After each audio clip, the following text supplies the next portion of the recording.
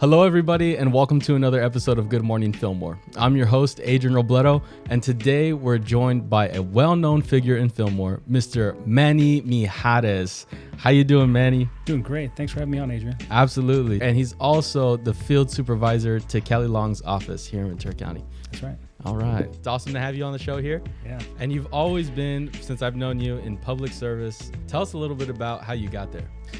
Yeah, so, went to college, Cal State Northridge, got a degree in urban planning, fell in love with that. I did an internship with the city of El Monte. I lived in Monterey Park before coming out to Ventura County. That's where I was born and raised. Towards the end of my one-year internship, saw that they were hiring an assistant planner in Fillmore, and that's where my then girlfriend was living and was born and raised here in Fillmore. And I did the interview on a Thursday, and they offered me the job the following Monday. Oh, wow. I was moving to Fillmore. That's what brought me out to Ventura County. So you were our former mayor here in Fillmore. Yeah. Can you explain some of the projects that you worked on as mayor?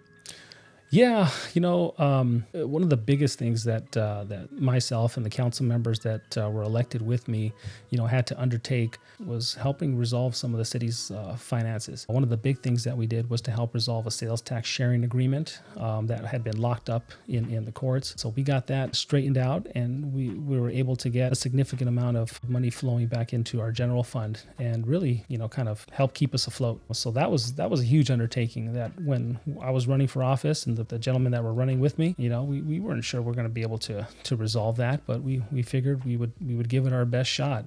From there we were able to bring our staff on board and reestablish our department heads. We had lost a lot of department heads. Our finance director, our community development director, the person, the head of your planning and building and safety. We had no city manager when we came in, so we were able to establish those positions and get business rolling again. In terms of facilities, you've got the park at Heritage Valley, the helicopter business in the business park. We had a lot of interested parties come and go, and just not able to really get anything going there. To have a company bring in a business where potentially, that could lead to some good jobs for folks here in Fillmore. I think they've been a really good partner here in the community. Also, another really important thing was reestablish the city's general fund reserve. So a general fund reserve is really important to cities. In the event of down economic times, you have money set aside for really important projects in town. So we had, previous councils had established a 40% general fund reserve that had gotten depleted because of down economic times, and we were able to reestablish that. So that was really big. How did the position of mayor open itself up to you? In Fillmore, the position of a mayor is one that's is selected by the other city council members. It's not an elected position like it is in other cities like Oxnard. In Oxnard, you've got to run for mayor. So you're not in contention for any of the other seats that are open. You're running for mayor. So in Fillmore, it's different. It's like Santa Paula. And it's rotating, essentially. You also have to have the trust and the respect of the other council members for them to pick you as the mayor. So if you're being respectful and you're working well with everyone, despite your differences, you'll get your spot in rotation to be selected the mayor. And I was fortunate enough to be selected mayor twice. The first time was in 2014, and that was during our 100-year centennial. So that was really special.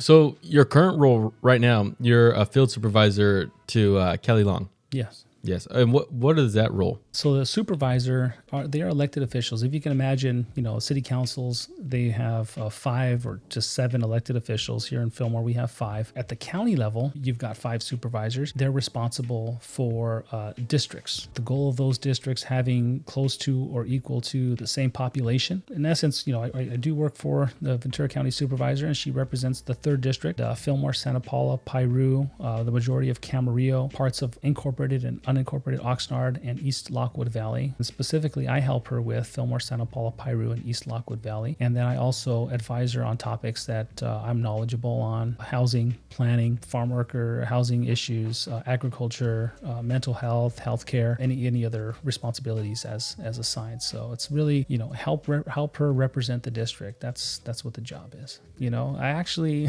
this may not be a popular thing for me to say, Kelly, if you're listening. I did vote for her opposition during that election. You're fired, Manny.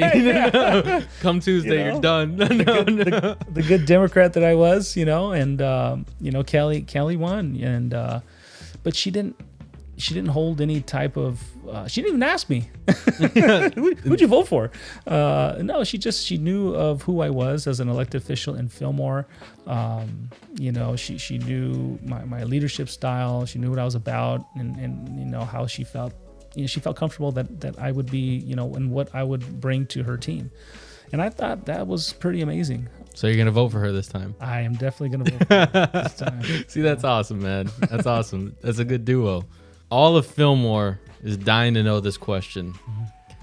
When is the 126 going to get fixed? That is a good question. Wow. And well, I just feel so bad for the community, for staff. I mean, just an unforeseen disaster, so to speak. I mean, for your sewer system to be impacted that way on the 126. So, I mean, there's other places where this could have happened, where this would be challenging, but not quite as challenging. So for it to happen on the 126 means that you've also got to work with another entities, Caltrans. Caltrans is in charge of the state right-of-way. They own Highway 126. So it's another level of bureaucracy that you've got to go through to do any work in there.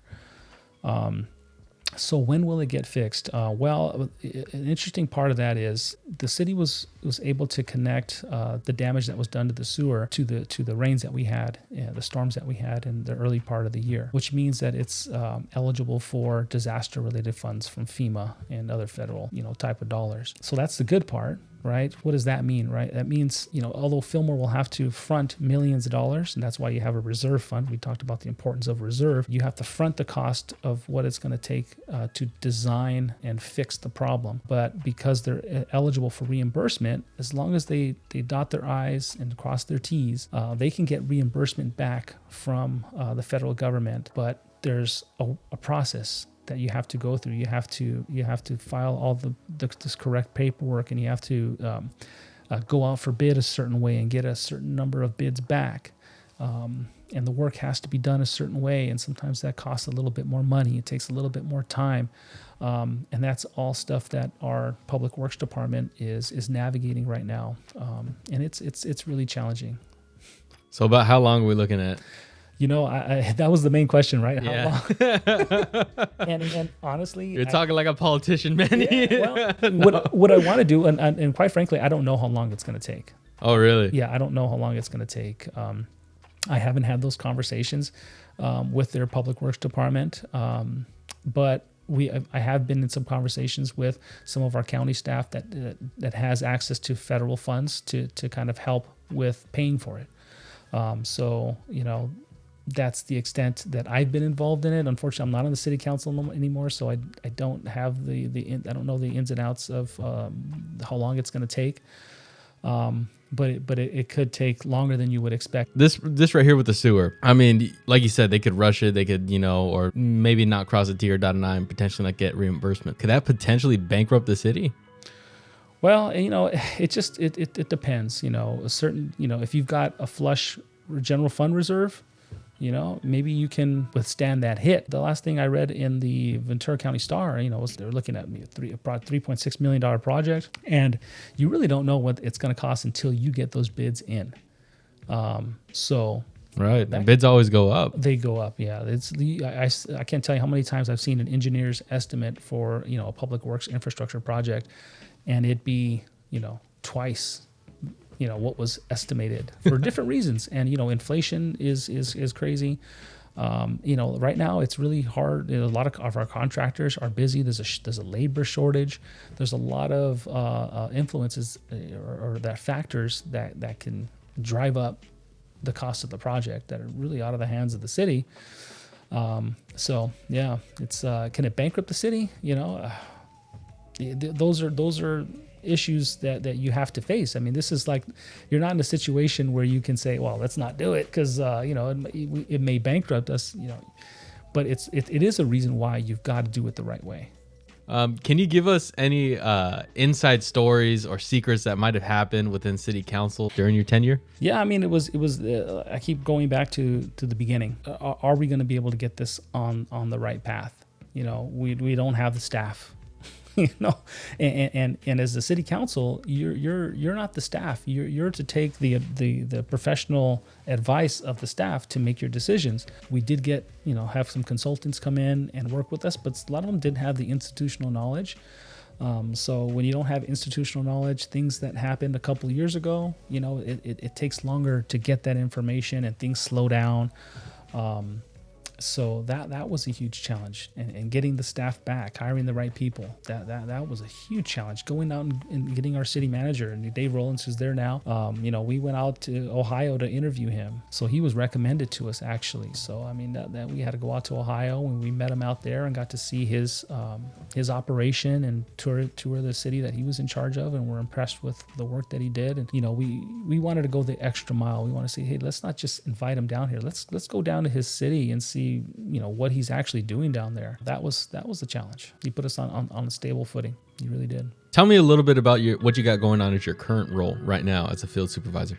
Yeah, so in Fillmore, it's this train situation with the parked rail cars, east of town, west of town. I'm sorry. So that's obviously a result of the Sespe Creek Bridge, railroad bridge washing out during the January storms. Ventura County Transportation Commission has a contract with Sierra Northern Railway to allow them use of the railroad for freight, train car storage, and also with Sierra Northern's sister company, Mendocino Railway, for tourist type of train activities. When they started up their contract, they started more so on the freight and the rail car storage. The tourist aspects of the train were going to come later. So with the rail car storage, they had been storing cars east of Fillmore. Between Fillmore and Piru, our agricultural areas where there wasn't a whole lot of housing or visibility from the street, so we didn't get any complaints. But once that rail bridge got washed out, the conflict happened was in wanting to having already started plans to start the tourist rail bikes and needing to store the trains, was that they couldn't push the rail cars further west towards Santa Paula because the rail bikes needed a certain amount of distance to start in Santa Paula and come towards Fillmore and go back. So they were kind of caught in between a rock and a hard place. And to be 100% honest, their communications were not where they needed to be. They really needed to be ahead of these issues and communicate with the people that were going to be most affected, the people that lived in and around the old Telegraph area, Grand Avenue.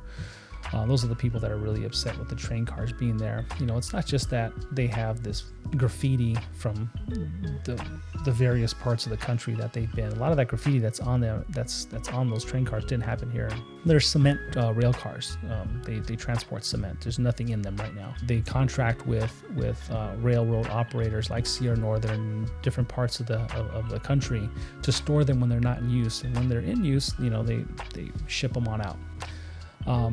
And so, the rail bridge washed out, and so, the train cars there, folks out in the old Telegraph area are not happy about it. So that's a big issue right now. We're trying to get Sierra Northern to be a better communicator to the community, be a better partner, and then also to get the community to understand why we're in this position, why we just can't force them to move them. So that's a big one. The other one is the construction of a new hospital, Santa Paula Hospital. I don't know if you've heard of that work. So so the existing Santa Paula Hospital, it's the state of California put a deadline on the county who owns the hospital to either structurally retrofit it or no longer operate it. The county, faced with that decision and the extreme cost of retrofitting that hospital and it really not being the size that we need anyway, we worked with local community advocates back in 2018, 2019 with a series of town halls here in Fillmore and Santa Paula to understand what the needs of the community were. And as a result of that outreach led by the supervisor and advocates from Fillmore and Santa Paula, was that we needed a new hospital. And so the county has been in negotiations with Limonera for a property on the southeast corner of Halleck.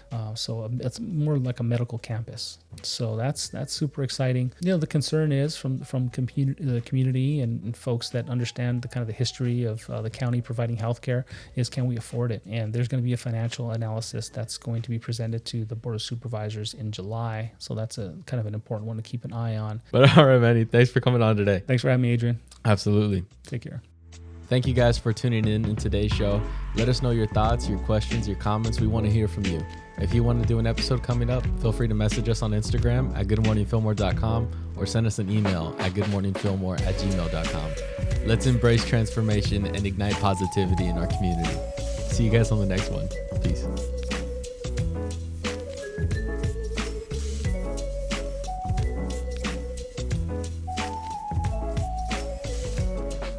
Yeah, Adrian, really want to thank you for considering me as a guest on your show. This is so cool. I remember the first time that I met you. You were about 5 years old, and your mom was taking you with my son, who was about the same age, to Persis Kempo Karate. Yeah. And I just can remember you as, just never listening to your mom and not listening to anybody and just laughing at all the crazy stuff you would do in karate class. I'm like, this guy's a character.